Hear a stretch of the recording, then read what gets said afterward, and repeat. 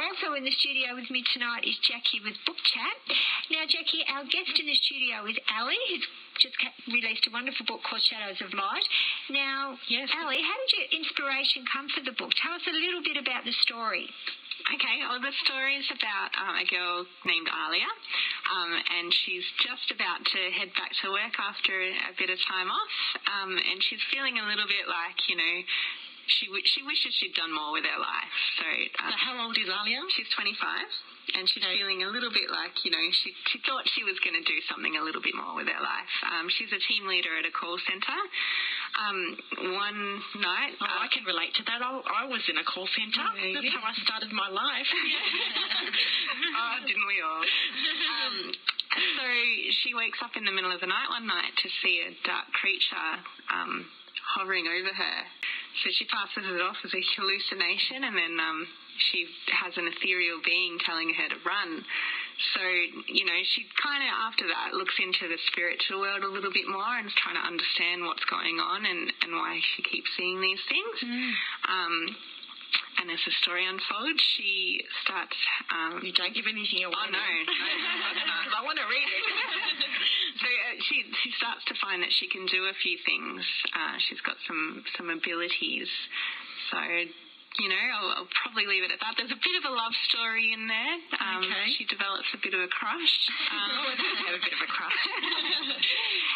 Tell me a little bit about this religious content, because that would have been, we were discussing while we were off air, that, that would have been a risk for you from a published, being published perspective. Yeah. But obviously that's what the story was when you put it out there, and you needed to remain true to that. So tell me a little bit about how that works within the story. Okay, so at the start of each chapter there's a biblical scripture, and throughout some of the chapters there are too. It's funny because a few people said to me, if you want it, and it was Christian people that I'd had read it, said to me, if you want it to be mainstream, you need to take these out. That they were really important to me, and the reason for that is when I was writing the novel, I was looking right into, some of the old histories and mythologies of angels and demons, and I wanted to stay really true to those origins, and it was important to me to not reference any, like the Nephilim, for example, which you see come up in a lot of fantasy books these days. And it was important... What is that? I don't know what that is. I'll give you a little bit of background. Here we go. Talking to fantasy novices here. So the Nephilim, or the Nephilim, however you want to pronounce it, they were the offspring of angels who had relations with humans. Oh, okay. And they were like these... So they were half-bloods. Yeah, they were like these flesh-eating giants. So they weren't necessarily nice angels. No, they certainly weren't. Were they the bad angels? Well, the angels fell and they taught the humans things. Oh, well, I suppose an angel is pure, a good angel, so they wouldn't have had relations. That makes sense. And that's logical, see? Yeah, that works. It's funny, the interesting thing I found when I was looking into it is when these angels had fallen and were teaching humans certain things, one would teach them about war, one would teach them about, astrology, and they actually think it's linked to the Titans. Oh. And that's where, the mythologies kind of overlap a little bit there. So I found that really interesting. But, Wikipedia was my best friend through all of that. So it was just, looking things up and relating it back to things that I was reading in the Bible and that kind of thing. And then, of course, making a fictional story out of it as well. So with your research, did it take you to, library and to, old books and things like that? Or was it purely like what you got out of online? Yeah, a lot of it was online. I did go to a couple of bookstores and just raid their sections on non-fiction. I'm doing quotation marks here. The mind, body, spirit type stuff. And demon and angel kind of background. I mean, and look, everyone's got different ideas on it and that kind of thing, so I tried to stick to the common themes, and obviously made up a lot as well, of course. But I was definitely reading into a lot of books and. Are you a fantasy fan? Yeah, absolutely. I love reading anything that kind of takes me out of reality, and fantasy is definitely my favourite. So that seemed like a natural thing for you to write in that way. Yeah, exactly. Yeah. Now, how long did it take you from inception to completion of your novel? Ooh, completion. That's a roundabout word. I finished the first draft about 5.5, 6 months after I started writing it, but the editing process was about 2 years, 2.5 years, and, full chapters were rewritten in that time. I actually changed the end of the storyline in that time as well. I think I've got a first draft somewhere. I think I'd be horrified if I read it. But anyway, so the entire thing took me 2.5 to 3 years. Okay. So with the self-publishing side... Can I just ask another question about that? With the editing, was that you editing yourself, or did you bring other people in to assist you with that? So I had 2 other editors. Mm-hmm. I had a professional editor who was a Christian editor. Very interesting experience. Oh, really? And she was lovely, but, she was one of the people telling me, okay, this and this you might need to remove. Some Christians might be offended by that. Other things you might need more of, and that kind of thing. Yeah. I listened at some points. I didn't take out the things I was really passionate about, which was most of it. But, obviously the grammatical things like that, I focused on. I had another editor who was my mother, and she was amazing. She went through it maybe 8 or 9 times, just re-editing and that kind of thing. And she'd done a couple of courses in it. So, it was good to have another pair of eyes. Oh, absolutely. And that also gives you a bit of confidence too, because if there's, obviously there's always a bit of change, but it sounds like the majority of it was going on pretty good. I wanted to just ask, with the publishing side of it, because it was self-published, did you finish the book and then approach them, or did they at some point say to you, yes, we're interested in publishing, you were still writing? They were never interested. I had finished the book completely. I'd had it edited a few times. Right. I went back and had it edited a couple more times after I'd sent them, manuscripts and things like that. Is that because of feedback they gave you? No, not at all. I'm pretty sure they don't give you any feedback. No, they didn't. You just get a standard letter, thanks very much, pretty much. Yeah. You start getting feedback when they want to publish you. Yeah, that's when they start the editing and the feedback, So did they do that at any point, or were they just happy to accept it once it was... So the self-publishing company I ended up going through in the United States, they just said, as long as it doesn't have these and these things in it, we'll take it. So, and because I was paying them, I think, they just wanted to make sure, and because they were a Christian self-publisher, that some of the themes were, were making sure they were on track. So I think I was very lucky that they got through. There's a couple of little things in there, like... there's a theme where there's a bit of gambling. Now, there's a reason for that, but, if someone's just scanning through the book, they might think that it's, advocating gambling. A lot of religions make a lot of money out of gambling.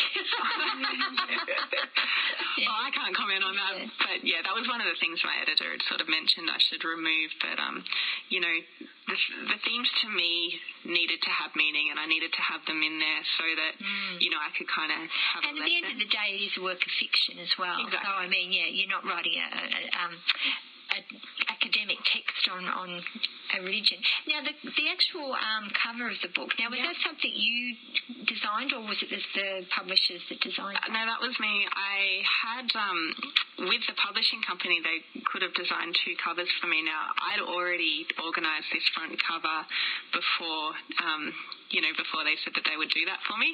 I got them to do it anyway, thinking, I'll have a couple of backups. Yeah. They weren't great. The cover that I've got here, and just to kind of explain it a little bit, it's a girl standing with her back to the camera, and she's got light coming out of her hand on the right-hand side, and if you turn the book over, she's actually got a claw on the left-hand side, and she's got 2 daggers in the back of her pants. So I immediately noticed the daggers. I didn't notice the claw. And of course, then it's in the shadow of a forest. That's right. So I went on a photo shoot with a photographer named Elise Edmondson. She's amazing. So myself and her and Tara, who's the model for the front cover, we went out and did a photo shoot, and I had a couple of ideas in my head, but we really just played around with lighting and what would look good and that sort of thing. And I then sent it off to a graphic artist who kind of softened it a little bit, ended up changing the background, like the trees. Oh, okay. Put the claw on the hand and the light and all that kind of thing, and coloured the daggers in gold because they're actually silver. Now, all of that journey is pretty exciting because you wouldn't actually necessarily be involved in a lot of that if you were with a publishing house, because often they just do the covers themselves. Yeah. You don't have any input. Yeah. So there's a good aspect to self-publishing as well, isn't there? Yeah, absolutely. So you'd have to have a lot of passion, though, as well, wouldn't you? Yeah, and I think because this was my first novel and it was very personal for me, it's been such a pleasure to be able to, continue on the journey with it every step, and certainly do the things like the photo shoot and the front cover that I wouldn't have been able to do. Absolutely. So now that you've actually had a first novel published, does that give you a bit of leverage with the more mainstream publishers in any way? I'm not sure. I haven't tried them yet. Because you can actually go to them now and say, look, this book's published, it's selling. Yeah. I've got a second book on its way. So I wonder whether that would actually, hold any value. Yeah. If I'm honest, I'm a bit torn. So, I've enjoyed the publishing journey and the self-publishing journey, and I think there's not a lot that a mainstream publisher or any publisher can do for me that I can't do for myself, and I've kind of been of that attitude since I've started this journey. It certainly empowers you, doesn't it? Exactly. Yeah. In saying that, because I've now been marketing it for, about 4 months, I'm tired. So you can see, there's reasons why people go. Exactly. So, from that point of view, it's kind of like, it'd be nice to just give it to a publisher and they can do it all for me, and then I'll just rock up when I need to. Yeah. Have you written another novel, or are you in the process of? In the process of. Yeah. So I'm writing chapter 18 of my second book. Is it a sequel to this or a completely different book? Yeah, it's actually a trilogy, so I knew that from the start that it was going to be. I know the end. I've had a dream about it. I've not told a single soul. I've not even written it down. It's all in here. Yeah. Let's hope you don't get amnesia. I know. Yeah. I don't plan that. Sorry.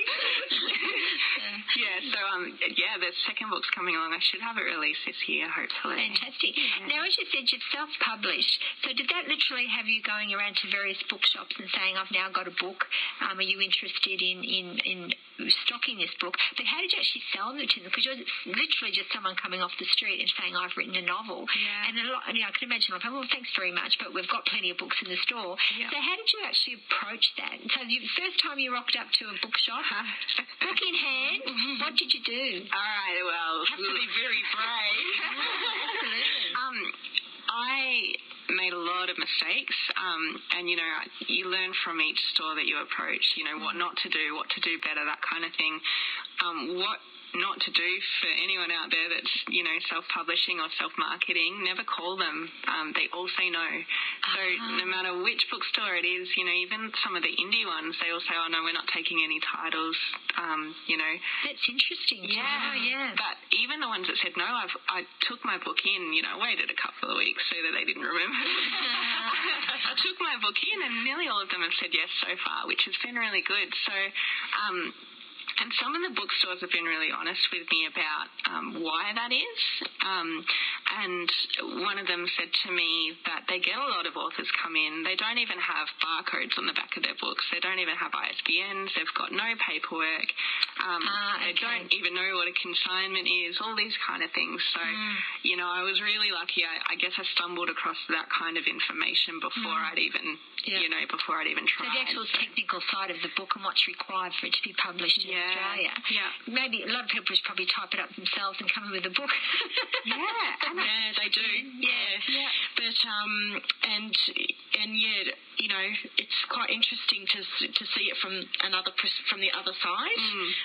But also what I do know is that booksellers are very, very keen to give their feedback. And I understand what you're saying about that personal approach because it really does change the dynamic.